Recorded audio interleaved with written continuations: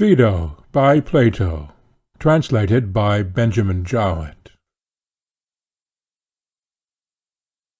But first let us take care that we avoid a danger. Of what nature? I said. Lest we become misologists, he replied. No worse thing can happen to a man than this. For as there are misanthropists, or haters of men, there are also misologists, or haters of ideas, and both spring from the same cause, which is ignorance of the world. Misanthropy arises out of the too great confidence of inexperience. You trust a man, and think him altogether true and sound and faithful, and then in a little while he turns out to be false and knavish, and then another, and when this has happened several times to a man, especially when it happens among those whom he deems to be his own most trusted and familiar friends, and he has often quarrelled with them, he at last hates all men, and believes that no one has any good in him at all. You must have observed this trait of character. I have.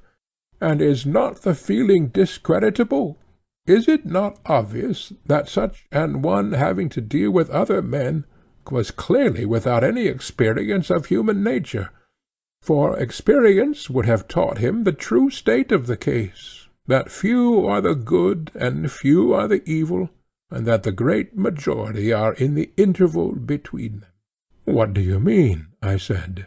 I mean, he replied, as you might say of the very large and very small, that nothing is more uncommon than a very large or a very small man, and this applies generally to all extremes, whether of great and small, or swift and slow, or fair and foul, or black and white, and whether the instances you select be men, or dogs, or anything else, few are the extremes, but many are in the mean between them. Did you never observe this? Yes, I said, I have. And do you not imagine, he said, that if there were a competition in evil, the worst would be found to be very few? Yes, that is very likely, I said. Yes, that is very likely, he replied, although in this respect arguments are unlike men. There I was led on by you to say more than I had intended, but the point of comparison was, that when a simple man who has no skill in dialectics believes an argument to be true, which he afterwards imagines to be false, whether false or not, and then another, he has no longer any faith left. Great disputers, as you know, come to think at last that they have grown to be the wisest of mankind, for they alone perceive the utter unsoundness and instability of all arguments, or indeed of all things, which, like the currents in the Euripus, are going up and down in never-ceasing ebb and flow. That is quite true, I said.